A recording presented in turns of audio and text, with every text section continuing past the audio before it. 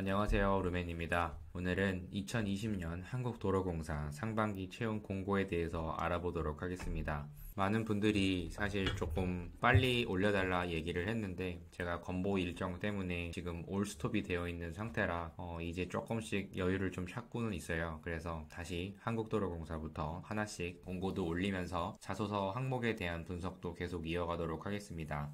오늘은 한국도로공사고요. 한국도로공사는 지금 현재 여러분들 다 쓰고 계시겠지만 6월 2일까지예요. 얼마 남지는 않아서 제가 지금 도로공사는 빨리 퀵 리뷰 형태로 올려드리도록 하겠습니다. 일단 여러분들이 가장 관심 있는 신입사원 연봉이에요. 여기 보시면 알리오 기준으로 3,648만원 정도. 그래서 지금 현재 월급여 평균 환상 금액이 이번 2020년부로 300만원이 넘었습니다. 나중에 성과급까지 포함한다면 이것보다는 좀 많으실 거예요. 평균 연봉은 아직은 성과급이 미확정된 올해이기 때문에 계속 지금 조금씩은 오르고 있는데 지금 이미 8천이 넘어 있는 상태죠. 그래서 큰 변동이 없으니까 잘 참고해서 보세요. 그리고 이번에는 155명을 뽑는데요. 여러분들이 제일 많이 지원하실 그런 경영 33명 그리고 기술직 중에서는 토목 70명 이렇게 지금 채용을 이번에 하니까 지금 현재 경영이랑 토목 제일 많으실 거예요. 그래서 채용형 인턴이고요. 그리고 4개월 동안 평가를 해서 일정 점수 이상이 된 분들만 정규직 채용이 되는 채용형 인턴입니다. 좀 잔인하긴 하지만 그래도 공고가 떴으니까 다들 도로공사 쪽에 지원 한번 해보세요. 그리고 체험형 청년 인턴 하셨던 분들은 당연히 2년 이내 우수 수료자들은 만점에 2% 정도의 가점을 받을 수 있으니까 나중에 체험형 인턴도 관심 가져주시기 바라고, 그리고 자격증은 기술직 분들 이 기사에 해당하시는 분들은 3%, 그리고 우리가 흔히 많이 딸 수 있는 커말 1급이랑 한능검 1급 이 정도만 따신다고 하면 2% 정도 가점이 붙고요. 그리고 워드 프로세스 2급만 해도 1% 정도는 주는데요. 대부분 2%까지는 다 얻으실 것으로 예상이 돼요. 행정 쪽이나 기술 쪽에 이런 어려운 자격증 분들은 많이 없으실 테니까. 그리고 한국도로공사는 행정직 기준으로 보면은 토익 700점 이상이면 거의 다 지원이 가능하세요. 근데 기술직은 아래 이따 말씀드릴 자격증이 필수입니다. 그래서 여기 보시면 700점 이상 사회 형평 대상자분이라고 해서 장애인이랑 기초생활 수급자나 취업 지원 대상자분들은 500점 이상이고요. 그리고 자격증은 아까 말씀드렸듯이 기술직에 해당하시는 분들은 이 정도의 기사 자격증이 있으셔야만 지원이 가능하실 거고, 토목 일반이랑 교통이랑 건축, 전기, 조경, 기계설비, 전산전자 여기까지 해서 다들 요 필요하신 기사 자격증이니까요. 추후에 도로공사 지원하시는 분들은 이 기사 미리미리 좀 취득을 해두시는 게 좋으실 거예요. 그리고 이번 일정은 15일부터 이미 오래전부터 시작이 됐죠. 6월 1일까지로 얼마 남진 않았어요. 6월 5일날 서류 발표가 날 거고요. 다만 이따가도 살펴볼 자소서는 사실 부담은 있지만 적부예요. 그러다 보니까 누구나 서류 접수를 하게 되면 필기시험까지는 다 볼 수 있다, 이 정도 생각해 보시면 됩니다. 필기시험은 6월 20일이고요. 작년에 비해서 달라진 점이 있다고 하면 이번에는 기초능력평가 NCS랑 전공이 5대5였었는데 올해부터는 NCS 30% 그리고 전공 70%로 이렇게 비중이 변동이 됐습니다. 그래서 당연히 직무수행능력평가에 해당하는 전공 쪽에 조금 더 치중하셔서 공부를 하셔야만 될 거예요. 그래서 이 부분 좀 참고하셔가지고 남은 기간 필기시험 때 참고를 해주세요. 그리고 필기 전형은 행정이랑 토목은 2.5배수, 그리고 나머지 직무는 3배수, 조경이 4배수예요. 그래서 행정 쪽이랑 이번에 제일 많이 지원하시는 토목 쪽 2.5배수 정도에 해당을 하셔야만 면접 시험을 보실 수 있는 기회가 주어집니다. 그리고 필기시험 전형에 합격을 하시면 또다시 실무진 면접이랑 경영진 면접으로 나뉘는데요. 거의 대부분 필기에서 다 걸러질 거라 보고요. 그 중에 지금 상위권 점수인 분들만 면접을 보실 텐데 다시 한 번에 걸쳐서 1.3배수 그리고 마지막에 경영진 면접을 통해서 최종 합격자가 가려지는 방식이다 보니까 사실 험난한 일정이 기다려지고 있어요. 이렇게 1차랑 2차랑 나눠지는 곳이 한전이랑 LH 이 정도가 있는데 도로공사도 면접이나 이 부분이 사실 되게 중요하게 생각을 하니까요. 이 부분 참고해 주셨으면 보셨으면 좋겠습니다. 그래서 둘 다 마찬가지로 발표랑 토론 두 가지가 있는 면접이고요. 나중에 도로공사 면접 관련돼서 말씀드릴 기회가 있을 거예요. 여기 보시면 1차 서류 전형은 아까 말씀드렸듯이 특별하게 뭐 문제가 안 되면 자격 기준에 해당하면 다 필기시험에 응시를 할 수가 있습니다. 적부이다 보니까 왜 또 4,000자까지 쓰라고 하는지 모르겠어요. 가스공사처럼 만바이트를 쓰라는 정도는 아니지만 거의 그와 맞먹는 수준의 도로공사 좀 피곤하실 수 있어요. 그래서 필기 전형은 2.5에서 4배수, 아까 말씀드렸듯이 3차, 4차 1.3배수 정도를 통과를 하신 분들만 면접에 보실 수 있다는 거 다시 감안하시고, 제일 여러분들한테 보여드리고 싶었던 경쟁률이에요. 여기 보시면 지난 상반기 도로공사 경쟁률인데요. 1차 때 보시면 거의 대부분 다 통과를 하셨다는 거 알 수 있죠. 여기 불합격률이 거의 여기는 블라인드에 걸린 분들 정도 수준이지 대부분은 합격을 하셨다고 보시면 됩니다. 그러다 보니까 경쟁률이 서류에서는 1점대 정도가 당연히 나올 수밖에 없고요. 중요한 부분은 필기시험이에요. 필기시험을 보셨을 때 합격률이 지금 거의 이렇게 보이시나요? 제일 많이 지원하는 행정직 기준으로 보면요. 여기 보시면 거의 몇 퍼센트인가요? 불합격 인원이 98.1%가 다 여기서 불합격이 됩니다. 그래서 거의 지원하신 분들의 최상위 1.9%에 해당하는 성적을 받으셔야만 면접의 기회가 주어집니다. 면접에 가시더라 하더라도 또다시 경쟁을 하셔야 되고요. 한 번 더 해서 종합 임원평가까지 가셔야만 최종 합격자가 나게 됩니다. 그래서 여기 보시면 최종 경쟁률은요, 상반기 행정직 기준으로 193대 1이에요. 근데 다른 데 보면은 적게 인원을 뽑는 데들, 기계 쪽이 제일 지난 상반기 때는 335대 1 정도의 가장 높은 경쟁률을 사실 기록을 했고요. 하반기 때로 다시 좀 살펴보면 서류 단계에서 경영 역시나 93.1%는 다 통과를 하셨고, 서류 단계에서는 모든 직무가 거의 다 통과하시는 건 똑같고요. 여기 보시듯이 필기시험 때 1.7% 정도만 합격을 하셔서 면접의 기회가 주어집니다. 그러다 보니까 필기시험이 매우 중요하다는 거 다시 강조를 드려요. 역시나 마찬가지로 행정 쪽이 282대 1 정도가 나올 정도로 어마어마한 경쟁률을 기록을 했고요. 다른 직무들도 보면은 편차가 좀 심하긴 하나 몰리는 데들은 이 정도 경쟁률이 나온다고 생각하시면 돼요. 여기 보시면 설비랑 전사는 이때 몰려서 263대 1, 221대 1 이 정도 수준까지 나왔다는 거. 이번에 역시나 그 토목 쪽이 많이 채용을 하긴 하는데요. 여기 보시면 이렇게 경쟁률이 높지는 않아요. 그나마 하반기에가 19.4대 1 정도가 됐습니다. 그래서 이번에 토목이랑 행정 쪽 지원하시는 분들 참고를 해주시고요. 그리고 이번에 도로공사의 자소서 항목이에요. 총 4가지 항목이 나왔고 각각 디테일하게 적으라고 나와 있는데요. 문제는 각각 1000자씩 적으라고 했어요. 물론 800자 이상이면 되긴 하지만 대부분이 1000자씩 작성을 하다 보니까 총 4000자를 작성해야 되는 부담이 좀 크실 거예요. 그래서 바로 좀 살펴볼게요. 어느 정도 틀을 잡는 거를 제가 남겨드리는 이유는 여러분들이 지금 이 자소서 항목에 맞춰서 다 작성을 어느 정도 하셨을 텐데 이렇게 문항이 길 경우에는 각각 좀 빼먹는 경우가 있거든요. 그래서 그런 부분들을 조금 더 다 들어있는지 없는지 이거를 평가하라고 제가 이렇게 문항을 쪼개드렸어요. 그래서 하나씩 살펴보면요.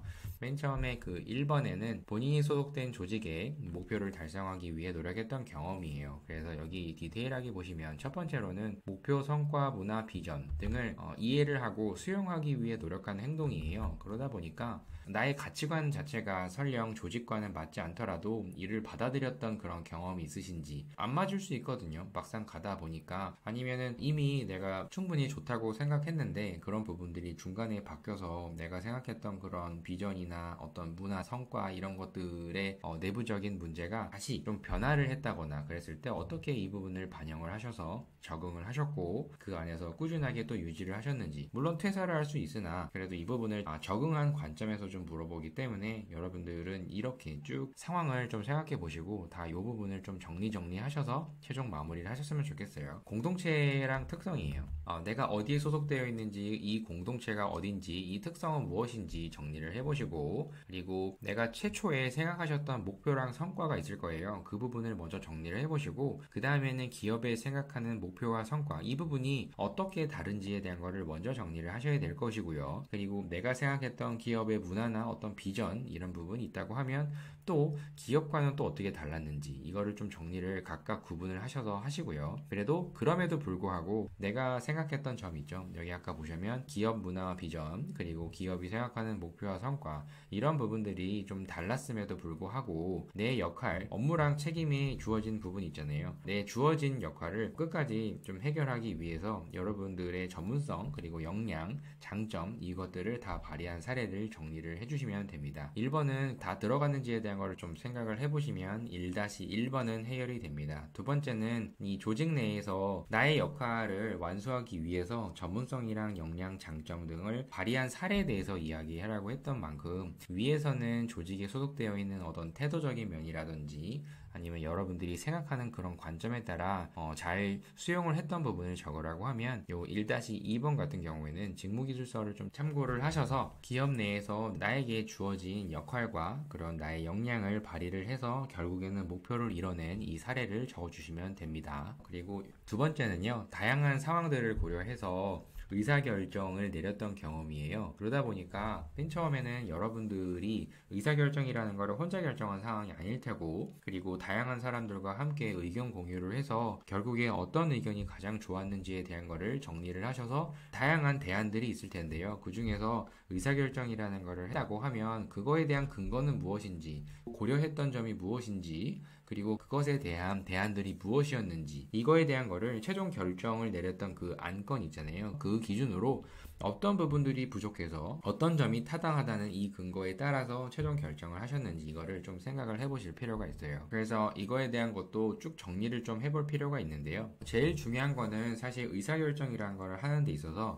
나 혼자 단독적으로 결정을 한 게 아니다 보니까 다른 팀원들의 여러 가지 의견들을 충분히 반영을 했는지, 그리고 최종 결정한 기준으로 봤을 때 어떤 부분들이 각각 다른 의견들이 좀 부족하다고 생각했는지 이것들을 좀 정리를 해보셔야 돼요. 그래서 틀잡기 형태로 이렇게 분석을 좀 해보면은 어디에 소속이 되어 있는지, 특징이 무엇인지 적어보시면 되고요.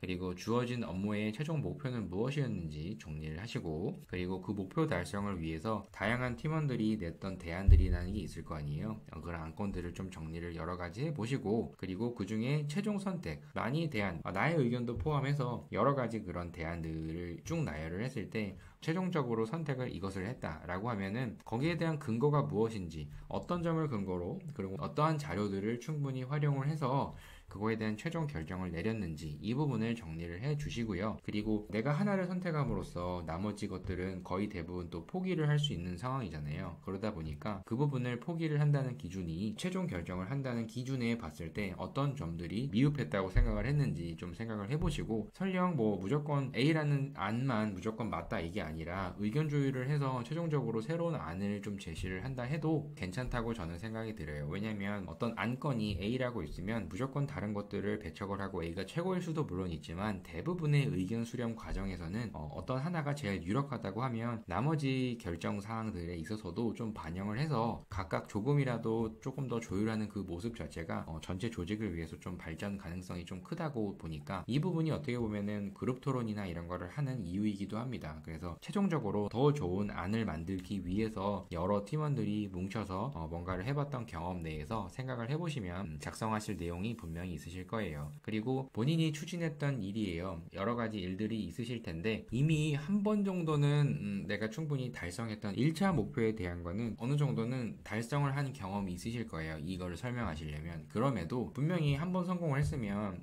충분히 더 이상 생각을 안 할 수도 있으나 지속적으로 그거를 충분히 왜 어떻게 더 발전할 수 있을지를 고민을 해보고 더 나아지는 방향으로 계속 뭔가 고민을 했던 흔적, 그리고 그걸 통해 가지고 최종적으로 향상시키고자 했던 대안, 이런 아이디어를 제시를 했다고 하면 그거를 실제 적용을 시키고 그걸 최종적으로는 어떻게 더 발전되었는지 이런 것까지 1차 목표 달성, 그리고 더 나은 2차, 3차 목표 달성이 있었던 그런 경험을 끄집어내시면 됩니다. 그래서 다시 팀 소속이나 특징에 대한 거를 정리를 해보시고요. 기존에 최초로 1차 성공을 했던 그 목표예요. 그 목표를 달성했었던 그 프로세스에 대한 거를 좀 정리를 해보시고요. 그러면 더 나은 쪽으로 가고자 했을 때 기존의 프로세스에 대한 문제점이라든지 있는지 그런 부분들을 발견을 하고 그걸 어떻게 또 해결을 해야 될지 이런 것들을 검토하면서 발전시키려고 했던 그 과정을 적어보시면 될 것이고요. 그리고 실제로 이제 이거를 많이 검토를 하셨을 때 강화를 할지, 이거는 기존에 성공을 했다고 하면 분명히 강점이라는 게 있을 거예요. 그거를 어떻게 보면 더 강화시켜서 향상시켰다는 관점으로 보면 이것을 더 향상시켰다고 볼 수가 있고요. 그리고 설령 이런 부분들이 좀 부족하다, 그리고 이걸 좀 더 나은 쪽으로 했으면 좋겠다라고 했을 때 보완점으로 생각을 해보신다고 해도 더 나은 프로세스로 만들 수 있으셨을 거예요. 그래서 중요한 거는 여기 보시면 지속적으로예요. 요 지속적으로라는 이 부분을 감안을 해서 일회성이 아니라 여러분들이 한 번이 아니라 정말 계속 꾸준히 발전시키고자 계속 어떤 사건이나 어떤 업무를 봤을 때 충분히 만족해도 됐지만 그거를 비판적으로 항상 생각을 해보고 더 나은 방향으로 생각을 했다, 이런 쪽으로 좀 생각을 해보셨을 때 최종적으로 그게 어떤 결과가 나왔는지 이렇게 쭉 정리를 해보시면 됩니다. 그리고 마지막이에요. 정확하게 분석을 해서 복잡하게 얽힌 과제랑 문제를 해결했던 이 문제 해결 능력에 대한 거를 묻고 있어요. 그래서 일단 어떤 문제가 발생을 하면 그 문제점에 대한 원인 분석을 해야 되거든요. 그러면 본질적으로 겉만 당장 해결하고 한다고 하면 문제가 또다시 발생이 되거든요. 그런 부분이 아니라 본질적으로 문제가 무엇인지를 파악을 해서 아예 뿌리를 잘라서 그 문제가 다시는 재발하지 않도록 했던 그런 과정을 좀 생각해 보시면 이 사례로 충분하실 거예요. 그래서 이것도 간단히 좀 말씀드리면 문제점 발생 상황이 어땠는지를 좀 요약을 해보시고요. 그 문제가 발생했던 그 표면적인 그 원인이 무엇인지, 그리고 더 깊숙이 들어가서 본질적으로 그 문제가 무엇인지 생각해 보시고 문제점을 어떻게 해결할지 그 본질에 대한 거를 분명히 이해를 하셔야만 이 문제점이란 걸 해결을 할 것이고, 그리고 다시 재발이 되지 않는다는 점을 좀 강조를 해 주셨으면 좋겠어요. 그래서 물론 문제 발생이 되면 가장 먼저 무엇을 빨리 해야 될지 우선순위를 파악하시는 게 가장 먼저이실 거고요. 그리고 현실적으로 이게 정말 가능한 일인지에 대한 거를 고민해서 최종적으로 본질적인 문제까지 해결을 해보시고 그래서 다시 재발하지 않았다, 이런 스토리 라인으로 좀 정리를 해보시면 됩니다. 그래서 느낀 점까지 정리를 쭉 해보시면 이렇게 문제를 해결하는 데 있어서 내가 가장 중요한 것이 무엇이다 라고 이렇게 정의 내릴 수가 있으실 거예요. 그래서 4번까지 쭉 정리를 해보시고 하나씩이 천자기 때문에 좀 벅차요. 그래서 좀 여러분들이 미리미리 제가 해서 예시도 들고 좀 더 퀄리티를 높게끔 제가 이끌어 드렸어야 되는데 이번에 건강보험공단이 생기는 바람에 조금 지연이 돼서 도로공사 지원하시는 분들 조금 죄송하다는 말씀 좀 드립니다. 그래서 오늘은 경쟁률이랑 연봉 그리고 자소서 틀 잡는 그런 가이드까지 좀 알아보았고요. 그리고 이거는 계속 SOC나 이런 쪽에 계속 제가 배포를 해드리고 있는데 아직도 없는 분들이 있어요. 2020년 국토교통부 추진 계획이라고 해서 이렇게 쭉 정리가 되어 있는 건데요. 도로 쪽에 해당하시는 부분만 좀 살펴보셔서 우리나라가 국토교통산업 이런 등등 이런 것들이 어떤 방향으로 가고 있는지에 대한 거를 도로 쪽도 충분히 이해를 하셔야겠지만 전반적으로 어떻게 도로교통부에서 추진하고 있는 것들이 있는지 이런 것들을 좀 살펴보시는 그런 기회가 됐으면 좋겠어요. 그래서 이 자료가 필요하신 분들이라면 아직 못 받으신 분이 있으시다면 이미 예전에 한번 다 받으신 분들도 있으실 거예요. 그래서 이게 없으신 분들만 댓글 남겨주시면 제가 이 부분 다시 발송을 또 해드릴게요. 그래서 최대한 여러분들 도로교통공사 얼마 안 남았지만 잘 마무리해 주시고요.